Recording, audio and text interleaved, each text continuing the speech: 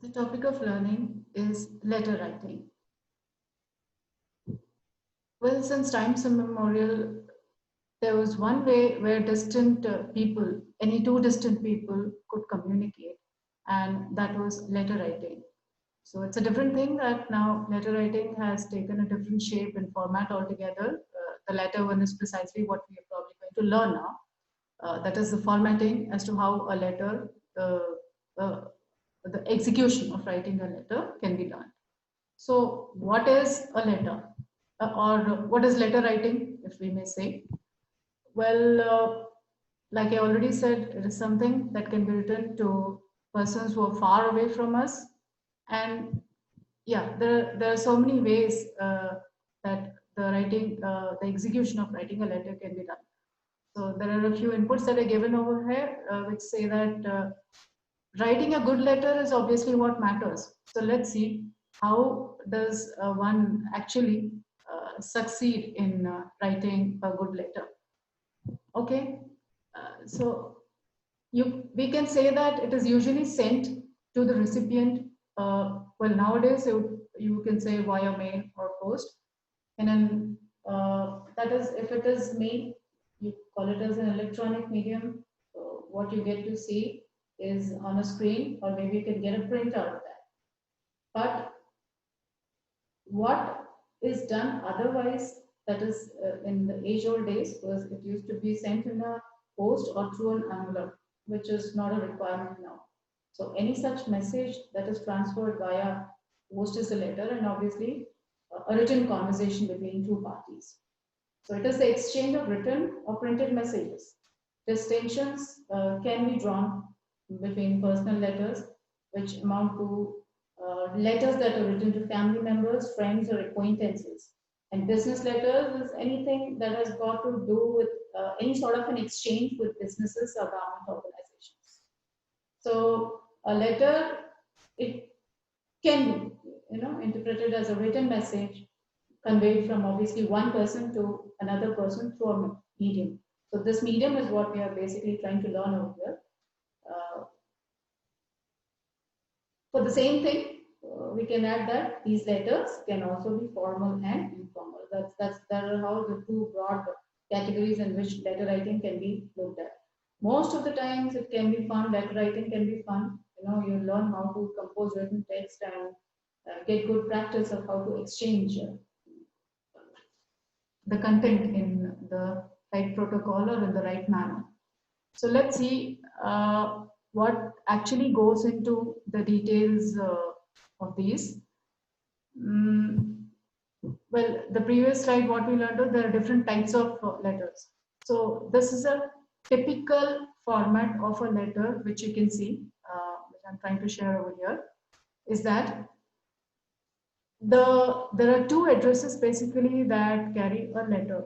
One is a letter, one is the address uh, of the person who is writing the letter, and obviously the other one is the address is the person to whom the letter is being written.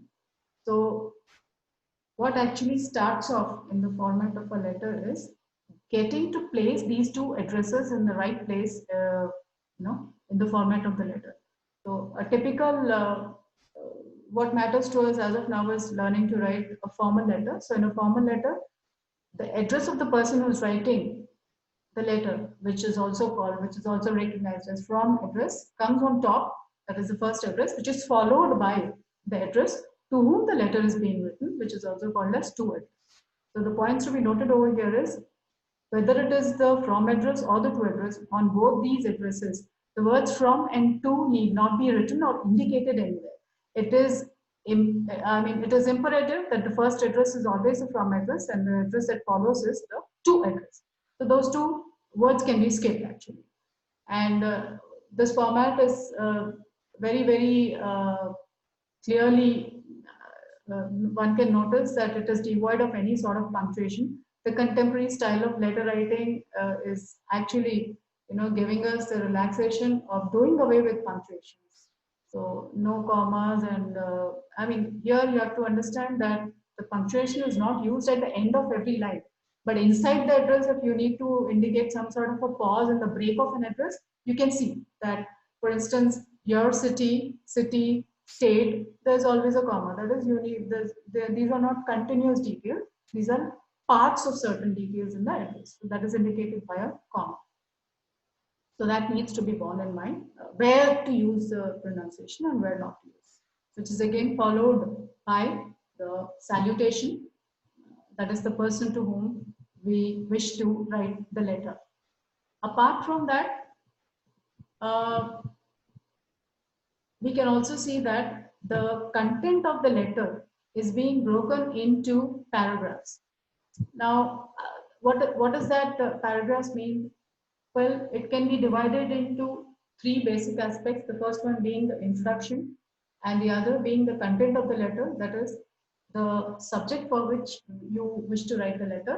And the third paragraph could very well be the conclusion. Now, there are two ways in which these letters can be looked at. One is the full block format and the other is the semi-block format. So, this is how these two formats would look like. The semi-block format is the one that you see to your left. That is, the two addresses are split. The from address being at the top right hand side corner, and the address to whom you're writing, that is to address. It comes below the from address, but towards the left of your sheet, the page on which you write the letter. And the full block is what I'm trying to indicate with this cursor, is all the formatting and all the aspects of the letter have been put on in a very streamlined way towards the left hand side of the page or the picture in which we wish to write the letter. So the one that we saw to the left is the semi-block format, and towards its right is what we call as the full block format. Okay, now let's have a look at this. The semi-block format, like I discussed, this is the from address and here's the to address. And the paragraph split that I explained just now remains the same.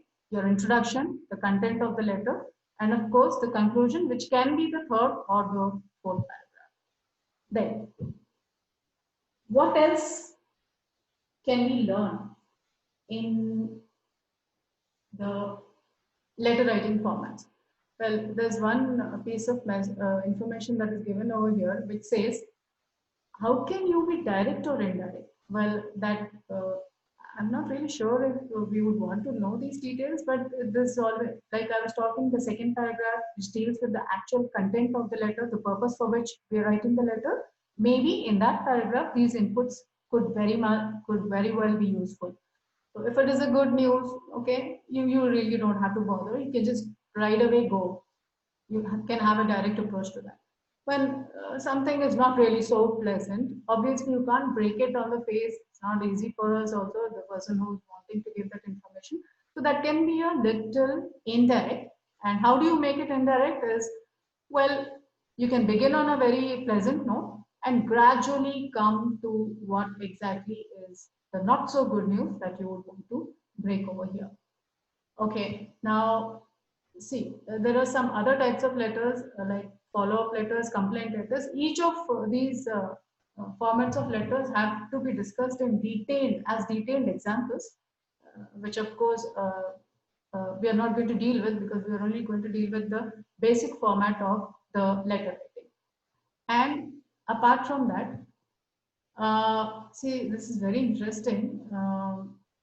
These are just now in the previous slide we saw that there are certain things how there are certain ways in which a particular part of the letter has to be approached. If it is good, you can be direct. If it is not so good, you cannot be so direct. You have to be indirect and slowly lead the reader to what you wish to say, which is not so pleasant after all. So this is very funny actually. Even I'm paying attention to it now. Never send a nasty letter. Avoid the following: name calling, inserts, anger, clip art, intimidating type fonts. Okay, so I didn't know that font types can also be intimidating.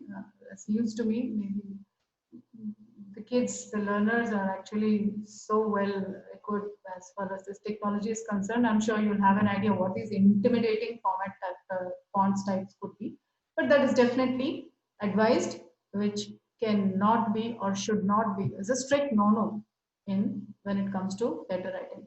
And see, these are the technical aspects probably. What is that What is that we have to learn other than these technicalities is that the language that we use, sarcasm, threats, unflattering, this is definitely, a thumbs down when it comes to writing a letter. So the operative part in this letter writing that we learned is the format, that is the semi-block format. And well, nowadays people take more to this full block format. Okay, that is all the address is coming towards the left hand side. And there's one point that has to be, given some importance to. That is, let us say you are addressing the person whom you wish to talk with the last name, then it has to be signed off as sincerely. Okay, and nowadays what we have noticed is people are invariably skipping that aspect of trying to use yours.